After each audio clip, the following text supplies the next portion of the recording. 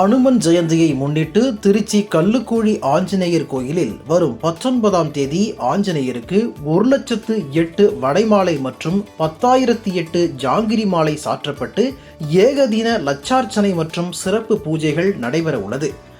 அன்றைய தினம் அதிகாலை 5 மணிக்கு சிறப்பு அபிஷேகம் மற்றும் ஆராதனை நடைபெறும். காலை 7 மணிக்கு வடமாலை சாத்தி சிறப்பு பூஜைகள் நடைபெறும். காலை 9 மணிக்கு பக்தர்களுக்கு ஜெயந்தி விழா பிரசாதம் வழங்கப்படும். இரவு 9 மணிக்கு மேல் ஆஞ்சநேயர் திருவீதி உலாவில் பக்தர்களுக்கு அருள்பாலிக்கிறார். நமது திருக்கோவிலில் வருகின்ற வெள்ளிக்கிழமை அனும ஜெயந்தியை முன்னிட்டு 1,08,000 வடமாலை தயார் செய்யும் பணி நடைபெற்று வருகிறது. இந்த 1,08,000 வடமாலை தயார் செய்ய வேண்டிய பணியாளர்கள் ஒரு 30 பேர் வந்திருக்கிறாங்க. இவங்க இந்த வடமாலையெல்லாம் பண்ணிட்டு இருக்காங்க. இந்த வடமாலைக்கு தயார் பண்ணுறதுக்கு உளுந்து 1 டன் உளுந்து, 400 லிட்டர் நல்லெண்ணெய், 50 கிலோ மிளகு, 50 கிலோ ஜீரகம் ஆகியவற்றின் மூலம் இந்த வடமாலை தயார் செய்யப்படுகிறது. வருகின்ற அனும ஜெயந்தி அன்றைக்கு 1,08,000 வடமாலை சாற்றுபடி செய்து தீபாராதனை செய்து மக்களுக்கு ஆஞ்சநேயர் அருள்பாலிக்க உள்ளார். அன்றைய தினம் சிறப்பு அன்னதானம் நடைபெறுகிறது. பக்தர்கள் ஆஞ்சநேயர் ஜெயந்தியில் பங்கேற்று வடமாலை சாத்துப்படி செய்யலாம். அதற்காக ஆஞ்சநேயருக்கு 1,08,000 வடைகள் தயாரிக்கும் பணி மும்முரமாக நடைபெற்று வருகிறது. வடை தயாரிக்கும் பணியில் 30 பணியாளர்கள் ஈடுபட்டுள்ளனர். 1 டன் உளுந்து, 50 கிலோ மிளகு, 50 கிலோ சீரகம், 120 கிலோ உப்பு, 400 லிட்டர் செக்கு நல்லெண்ணெய் ஆகியவற்றை கொண்டு வடைகள் தயாரிக்கும் பணி நடைபெற்று வருகிறது. வருகிற 19ஆம் தேதி ஆஞ்சநேயர் ஜெயந்தி அன்று 1,08,000 வடமாலையுடன் ஆஞ்சநேயர் பக்தர்களுக்கு அருள்பாலிக்கிறார். கோயிலுக்கு வரும் பக்தர்களுக்கு அந்த வடைகள் பிரசாதமாக வழங்கப்படும். இந்த வடமாலை சாத்துப்படி பண்ணுறது எதுக்குன்னா, ஒரு சமயம் ஆஞ்சநேயர் வாயுபுத்திரனின் புதல்வன்.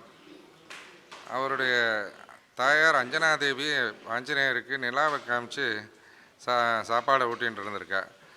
அடுத்த நாள் அவர் சூரியனை பார்த்துட்டு பழம்னு நினச்சின்ட்டு இந்த பழத்தை சாப்பிட்றதுக்கோசரம் சூரியனை பிடிக்கவே போயிட்டார். அன்னைக்கு கிரகணம். ராகு சூரியனை பிடிக்கணுன்ட்டு போகிறார். ராகுவோட வேகத்தோட வாயு பகவானுடைய ஆஞ்சநேயர் ரொம்ப வேகமாக போய் சூரியனை பிடிக்க போகும்போது குறுக்க போய் ராகு பகவான் அவர்கிட்ட ஒரு வரம் கொடுக்குறார். எனக்கு பிடித்தமான உளுந்தான கருப்பு உளுந்தில் உனக்கு வடமாலை சாற்றி எனது உடல் போல் அந்த மாலை இருக்க வேண்டும்.